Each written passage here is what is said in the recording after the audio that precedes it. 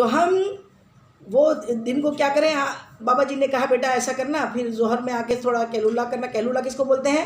ظہر کی نماز کے بعد 15-20 منٹ آدھا گھنٹہ لیٹ جانا، اس کو کیلولہ کہتے ہیں. تو کیلولہ کرنا سنت ہے. حضور پاک کی سنت کیا ہے؟ کیلولہ کرنا. یعنی دوپہر میں نماز کے بعد تھوڑی دیر کے لیے سستا لینا، تاکہ رات میں عبادت کرنے کی طاقت پیدا ہو جائے. وہ سستانے کی بھی نیت کیا ہو کہ میں ادھر تھوڑی دیر 1 گھنٹہ آدھا گھنٹہ سو جاؤں تو رات میں بھی تہجد پڑھنا آسان ہو جائے. اس کے لیے ہے وہ. مین بات صرف عبادت ہے، اور عبادت صرف 5 ٹائم کی نماز اور روزے اور تہجد نہیں ہے، ساتھ میں ذریعہ معاش کمانا بھی عبادت ہے. اپنے بچوں کے لیے کھانا بنانا بھی عبادت ہے، اپنے شوہر کی خدمت کرنا بھی عبادت ہے، اپنے بال بچوں کو اچھی تربیت دینا بھی عبادت ہے، پڑوسیوں کے حقوق اچھے سے ادا کرنا وہ بھی عبادت ہے، حسن اخلاق کے ساتھ مسکرا کے اپنے بال بچوں کے ساتھ رہنا یہ بھی عبادت ہے، بہترین صدقہ ہے. تو یہ سب چیزیں کریں. تو انہوں نے کہا کہ تم ایسا کرو، نوجوان سے کہا کہ تم یہ سب کرنا. اس کے بعد ظہر کی نماز پڑھ لیا، پھر لیٹ گئے، پھر عصر کی پھر ذریعہ معاش کے لیے اپنے کوششیں کی، پھر عصر پڑھی، مغرب پڑھی، عشاء پڑھی، اور پھر آپ سو جائیں. یہ سب کر لو بیٹا، جنت میں چلے جاؤ گے. کہہ رہے بابا جی اللہ اکبر، اتنا لمبا کام! اسی لیے تو میں آپ کے پاس نہیں آتا تھا. اتنا لمبا کام تو مجھ سے نہیں ہوگا، اتنا لمبا ڈیٹیل پورا وہ نہیں کر پاؤں گا میں. تو بولے کچھ چھوٹا بتاؤ نا، کچھ چھوٹا سا بتا دو کہ میں اتنا کر لوں کہ بات بن جائے، بس اتنا کر لوں، چھوٹا سا بتا دو. کہا ٹھیک ہے، بزرگوں کے پاس سارے علاج ہوتے ہیں. کہا ٹھیک ہے تو چھوٹا ہی کر، تو یہ سب مت کر جتنا میں نے بتایا، تو چھوٹا ہی کر. بولے چھوٹا کیا کرنا؟ تو جیسا رہتا ہے تو ویسے ہی رہنا. بس رات کو جب سونے آئے نا، کتنے بجے سوتا ہے؟ بولے 2 بجے. بولے جب بھی 2 بجے سونے آئے نا اپنے بستر پہ، تو اس کے پہلے سو مت جانا. سونے کے پہلے لیٹے لیٹے آنکھ بند کر کے، لیٹے کیا کرنا؟ روز سب لوگ کیا کرو. آنکھ بند کر کے صرف 10 منٹ تک دن بھر کا جائزہ لینا. لیٹنے کے بعد دن بھر تک جائزہ لے، دن بھر کے اپنے عملوں کا، دن بھر کے اپنے کاموں کا جائزہ لینا کہ آج میں نے فجر پڑھی تھی، آج میں نے فجر پڑھی تھی. اپنے آپ سے کوشچن کرنا. پھر پتہ لگے گا ابھی اور کوئی نہیں دیکھ رہا ہے، پیپر ہمارے پاس ہے، اریزر بھی ہمارے پاس ہے، ہم توبہ کر لیں گے، اللہ معاف کر دے گا. ابھی پکڑ نہیں ہے. جب تک کہ پکڑ کب ہوگی؟ جب حشر کے دن عمل نامہ ملے گا، پھر حساب ہوگا، پھر معافی نہیں ہوگی. مرنے کے بعد معافی نہیں ہے. قیامت آئے گی، جب آئے گی. ہماری قیامت تو یہ ہے جب ہم مر جائیں.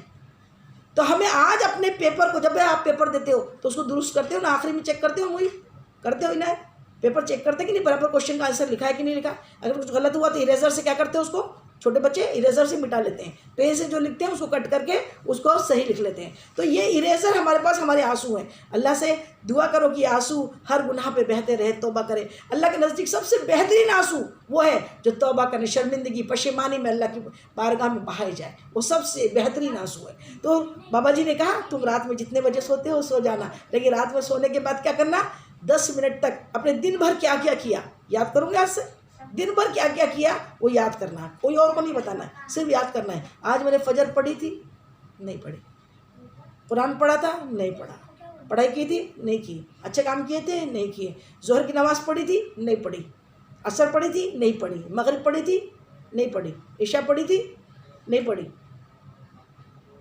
ظہر عصر مغرب، اور بس اتنا کرنا، پھر سو جانا. بابا جی نے کہا بس یہ چھوٹا سا کام ہے، اتنا ہی کرنا. کیا کیا تھا کیا نہیں کیا تھا حساب کر لینا. نوجوان دن بھر مٹر گشتی کرتا رہا، چوک پہ کھڑے ہو کے دھوپ میں برائیاں اور یہ اور وہ سب کرتا رہا. اور اس کے بعد میں پھر رات میں آیا تو بابا جی یاد آ گئے. تو وہ بستر پہ لیٹ گیا. کہا چلو آج میں اپنا حساب پہلے کر لیتا ہوں. حساب کرنے کے لیے جیسے کیا، فجر پڑھی تھی، نہیں پڑھی. قرآن پڑھا، نہیں پڑھا. ظہر پڑھی تھی، نہیں پڑھی. عشاء پڑھی تھی، عصر پڑھی نہیں. مغرب پڑھی نہیں. عشاء پڑھی نہیں. یہی سوچا، بولے اللہ اکبر، ایک بھی نیکی میرے عمل نامے میں نہیں. ایک واحد نیکی میرے عمل نامے میں نہیں. یا اللہ میں کیسی زندگی بسر کر رہا ہوں. اور یہ سوچ کے اس کو رات بھر نیند نہیں آئی. انہوں نے کہا تھا 15 دن بعد آ کے بتانا. 15 دن بعد کہ اب دوسری رات پھر آئی. پھر اس نے جیسی زندگی بتانی تھی بتائی. پھر رات بھر سوچا، اور جیسے 10 منٹ سوچا، رات بھر نہیں سو پایا.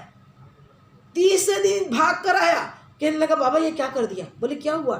کہا پہلے تو میں جیسا رہتا تھا ویسا رہتا تھا، رات کو جا کے بستر پہ لیٹتا تھا، بڑی بہترین نیند آتی تھی، آپ نے کیا کر دیا؟ بولے کیا کر دیا؟ کہا میں نے جب رات میں اپنا حساب کیا دور دور تک مجھے کوئی نیکی نظر نہیں آئی، بتاؤ جب نیکیاں نہیں ہے تو میں جنت میں کیسا جاؤں گا؟ تو پھر کہا بیٹا پھر کیا کرنا ہے؟ کہا بابا پہلے والا ہی کام کرنا ہے۔ اور یہ بول کے وہ ایک بگڑا ہوا نوجوان اللہ والوں کی نظر کرم سے وہ بگڑا ہوا نوجوان اللہ کا ولی بن گیا۔ وہ پھر ویسی زندگی اس نے گزاری جو تجھ کو، جو تیرے نبی کو پسند ہو، ہمیں ایسا بندہ بنا میرے مولا، کئی گناہوں کی عادتیں چھڑا میرے مولا، ہمیں نیک انسان بنا میرے مولا۔ تو اس انداز میں ہمیں اس نئے سال کا اب جو ہم آغاز ہوا ہے اس میں کوئی مستی شور شرابہ نہیں کرنا ہے، بس یہ کرنا ہے کہ جو بیتا سو بیتا۔ جب آنکھ کھلی تبھی سویرا۔